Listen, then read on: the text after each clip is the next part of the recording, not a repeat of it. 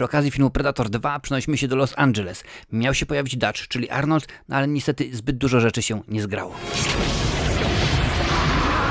Predator 2.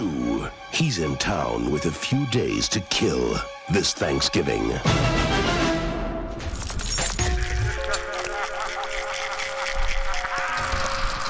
O tym, co nie zadziałało za chwilę, ale na początek, skoro są potworne filmy, zdradzam fabułę od A do Z. Co prawda w telegraficznym skrócie. Mamy rok 97, no i miasto Los Angeles. Jak najbardziej. Fala upałów, no i gangi walczą między sobą. W to wszystko oczywiście wmiesza się policja, no bo musi, ale jak najbardziej okazuje się, że jest coś innego. Naprawdę jakiś potworas czy ktoś. Wchodzą na trop Predatora. Jak najbardziej pojawia się, ale nie tylko oni, bo jest jeszcze jednostka specjalna, którą dowodzi agent Kiss, w tej roli Gary Busey. Pierwszy film po niemalże śmiertelnym wypadku na motocyklu.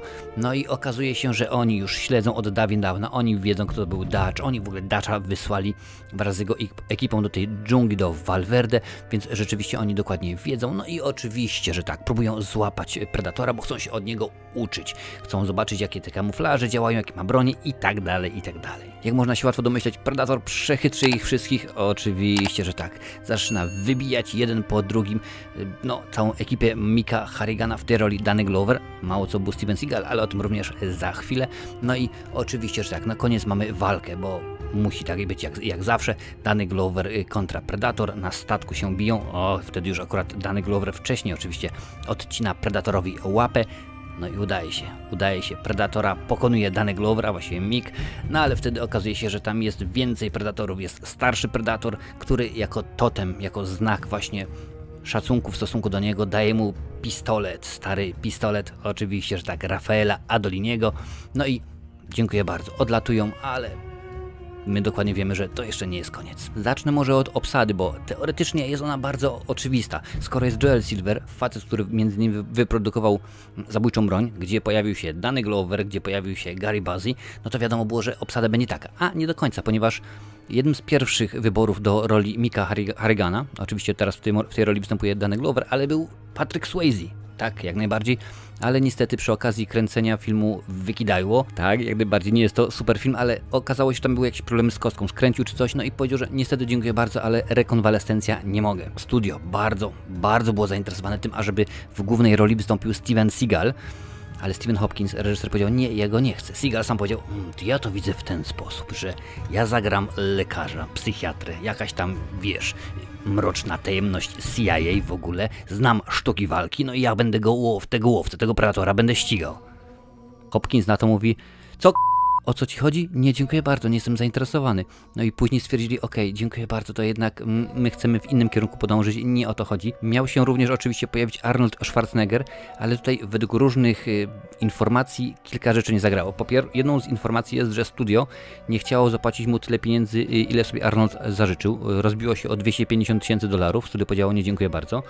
Po drugie, jedna z opcji była taka, że Arnoldowi się nie podobał pomysłu na scenariusz. Ogólnie miało być tak, że w dwójce już Arnold jest oczywiście znaną osobą, Dutch w sensie, i on teraz jeździ po świecie i łowi tych predatorów, zabija ich. No ale nie podobało mu się to ponoć rzeczywiście, że on staje się osobą, która jest zła i tak dalej, więc dziękuję bardzo. A trzecia opcja jest taka, że miał się pojawić w roli drugoplanowej i też go za bardzo to nie interesowało, więc która opcja jest prawdziwa? No to już tylko i wyłącznie od Ciebie zależy, co sobie weźmiesz, ale nieważne, co wybierzesz, to pamiętaj, aby dać suba i włączyć dzwonek z opcją wszystko. W tym filmie pojawia się również Bill Paxton. Jest to jeden z dwóch aktorów, którzy zostali zabici przez Terminatora, Predatora oraz Obcego. No bo wiadomo, że wcielił się w rolę Hicksa czy Hudsona? Hudsona, oczywiście, że Hudsona w drugiej części filmu o Obcym, a także w pierwszym Terminatorze Arnoldzik. Dokładnie wiemy co zrobił, więc jak najbardziej obsada idealnie pasuje się. Pojawia się Henry Kingi, którego ja uwielbiam. Jakiś czas temu poczyniłem taki odcinek Znani Nieznani, kiedy to opowiadam. On jest oczywiście kaskaderem. Tutaj się wciela w rolę El Scorpio. W pierwszym Predatorze również się pojawia. Tak samo jak i pojawił się w Vicky Dale i w wielu innych filmach, więc obsada jest idealna, naprawdę bardzo dobrze. Jeżeli chodzi o reżyserię, no to za nią odpowiedzialny jest Stephen Hopkins. Facet, który Predatora 2 dostał w nagrodę. Tak, naprawdę. Okazało się, że studiu bardzo się podobała jego praca przy okazji 5. części Koszmaru z ulicy Wiązów, że tam wszedł na plan, miał niewiele czasu, postarał się, zrobił i tak dalej. Więc tutaj też był pewnego rodzaju strażakiem. No i powiedzieli, słuchaj, masz 4 tygodnie, żeby nakręcić film i masz 4 tygodnie, żeby go zmontować. Co nie byłoby pewnie problemem, ale tutaj było dosyć dużo efektów specjalnych. Wiadomo, Predator, kamuflaż, lasery i tak dalej, ale facet wziął, ogarnął i rzeczywiście dał radę, pokazał swoją klasę. No później to już oczywiście jeszcze większe filmy, Noc i Mrok z Michaelem Douglasem, Valem Kilmerem i tak dalej. W każdym razie rzeczywiście poszło mu to, wyszło na dobre. Także jeżeli chodzi o ten aspekt, jest bardzo fajnie. Fabuła. Tutaj dużo osób zarzuca, że no nie jest fajnie, nie jest ciekawe, bo mieliśmy dżunglę, mieliśmy super w jedynce, a tutaj jest już troszeczkę inaczej. I zgadza się, tutaj jest troszeczkę inaczej, ale co mnie bardzo urzekło w tym filmie, to jak rozbudowane jest w tym momencie uniwersum. To też stało się dlatego, że po pierwszej części wypuszczono komiks. No i tam oczywiście pojawiały się te rzeczy, w ogóle scena w metrze, gdzie no, Danny Glover ściga Predatora, który w tym momencie rozwalił jednego z jego ludzi, jest dokładnie wzięta z pierwszego komiksu. Tak samo ta scena, kiedy mamy Predatora na dachu budynku, chyba Chrysler Building.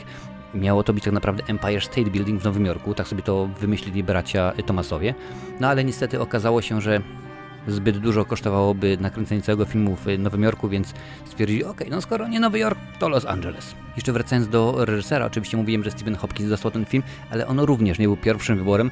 Pierwszym wyborem był oczywiście John McTiernan, facet, który wyreżyserował pierwszego Predatora, ale on powiedział, nie, dziękuję bardzo, jestem zajęty, idę kręcić taki mały film pod tytułem Polowanie na czerwony październik.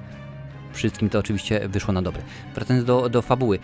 Uniwersum właśnie, podoba mi się, że ono się bardzo rozrosło rzeczywiście. Dostajemy dużo więcej broni, dostajemy dużo więcej informacji o tym, jak widzi Predator. A to wszystko dlatego, że no, Stan Winston, facet odpowiedzialny za efekty specjalne, Stephen Hopkins i tak dalej, cała ekipa mieli dużo więcej czasu na preprodukcję. Studio powiedziało, ok, nie jesteśmy zdecydowani, poczekamy aż ten komiks wyjdzie, zobaczymy, czy to będzie hit. No i oczywiście, jak najbardziej, okazało się, że to jest wielki, niesamowity hit, super dobrze się sprzedał, wtedy studio powiedziało, ok, proszę bardzo, nie ma problemu, kręcimy. Macie budżetu 35 milionów dolarów, możesz pomyśleć, że to niewiele, ale to są lata 90., więc rzeczywiście wtedy to było dosyć dużo, dosyć poważne pieniądzury i w tym miejscu trzeba powiedzieć więcej o Stanie Winstonie, gdyż facet miał bardzo ciekawe poczucie humoru i kiedy była kręcona jedna ze scen, kiedy to mamy pokazane trofeum, właściwie nie tyle trofeum, co tam szafkę, gablotkę Predatora z tymi czaszkami różnego rodzaju, które on ma, on stwierdził, słuchajcie, ale skoro 20th Century Fox jest właścicielem praw do Predatora, a także do obcego, ksenomorfa, to może włożymy tam czaszkę ksenomorfa, a tak będzie śmiesznie, będzie zabawnie. Oko, wiadomo, puścimy w stronę obcego, oko w stronę osoby, które czytają komiksa, a czemu nie, proszę bardzo. No i tak się stało, że później, w tym momencie już wiemy, że to jest jedno uniwersum, powstaną filmy Obcy kontra Predator, które omówię za czas jakichś wiele gier, więc oczywiście, że wyjdzie to wszystkim na dobre, a tylko dlatego, że właśnie Stan Winston miał no, poczucie humoru i wszystkim to wyszło na dobre. Film sam w sobie odniósł zarówno finansową, jak i wśród krytyków porażkę. W ogóle 35 milionów, mówiłem, budżet, zarobki tylko i wyłącznie 57, więc można powiedzieć, że przy dobrych wiatrach film wyszedł na zero, bo też pamiętaj, że nie wliczone są w tą koszty reklamy, marketingu i tak dalej. W większości się nie podoba, a dla mnie jest to ulubiona moja część z Predatora. Właśnie dlatego, że uniwersum bardzo fajnie rośnie, mamy dużo więcej rzeczy pokazanych, bronie i tak dalej, to niby wszystko jest niewiele, ale ten dysk na przykład, który mamy, jest zaczątkiem tego, że później w Obcy kontra Predator mamy ten taki ogromniasty shuriken, można byłoby powiedzieć, i dużo rzeczy się właśnie dowiadujemy. Na przykład jedną z nich jest, kiedy Danny Glover walczy z Predatorem i chce do niego powiedzieć słynny tekst "You are one ugly". W tym momencie on go łapie i Predator dokańcza "motherfucker".